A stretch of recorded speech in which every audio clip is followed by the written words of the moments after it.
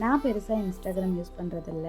ஆனா இந்த எக்ஸிபிஷன் வரத்துக்கு முன்னாடியே வந்து ரீல்ஸ்லாம் வந்துட்டு இருந்தது. அத மித்ரனும் பார்த்துட்டு, இந்த எக்ஸிபிஷன் ஸ்டார்ட் பண்ணும்போது என்ன கூட்டிட்டு போணும்னு சொன்னா. பசங்க ரொம்ப எக்ஸைட்டடா இருந்தாங்க. அங்க கார் நிறுத்திட்டு வர ரொம்ப நேரம் ஆயிடுச்சு. நாங்க வெளியிலேயே ரொம்ப நேரமா வெயிட் பண்ணிட்டு இருந்தோம். அப்புறம் ஃபைனலா டிக்கெட் வாங்கிட்டு உள்ள போயிட்டோம். உள்ள போனதுமே சூப்பரான அந்த வாட்டர் ஃபால் இது வச்சுருந்தாங்க. நிஜமாவே ரொம்ப நல்லா இருந்தது. 120 ரூபீஸ்க்கு ஒர்த்துன்னு சொல்லலாம். நல்ல கலர்ஃபுல்லாக அந்த இது இருந்தது. நம்ம அங்கே நின்றும் ஃபோட்டோஸும் எடுத்துக்கலாம். அங்கே தண்ணி வந்து ரொம்ப சில்லுன்னு இருந்தது. ஸ்லிப்பாச்சு லைட்டாக அந்த இது எல்லாமே. பட் ரொம்ப நல்லா இருந்தது. கண்கொள்ளா காட்சின்னு சொல்லலாம். பசங்களும் நல்லா என்ஜாய் பண்ணிட்டு நாங்கள் கூட்டிகிட்டு போகிறதுக்கு முன்னாடியே வந்து ப்ராமிஸ் வாங்கிட்டு தான் கூட்டிகிட்டு போனோம் எக்ஸிபிஷனுக்கு.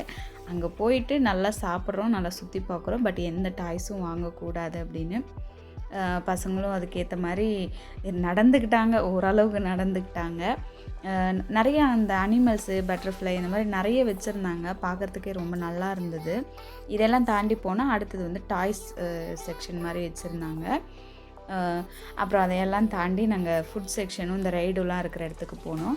மித்ரனுக்கு வந்து இந்த மாதிரி ரைடெல்லாம் போகிறது ரொம்ப பிடிக்கும். ஆனால் டேஷிங் காருக்கு எப்படியோ தனியாக போக முடியும்ன்ட்டு அனுப்பிவிட்டோம். மற்ற ரைடுக்கெல்லாம் வந்து அவனுக்கு போக பிடிக்கும். பட் எனக்கும் என் ஹஸ்பண்டுக்கும் வந்து செட் ஆகாது, தலை சுற்றும். அப்புறம் வந்துட்டு ஃபைனலாக நல்லா சாப்பிட்டு வெளியில் வந்தோம்.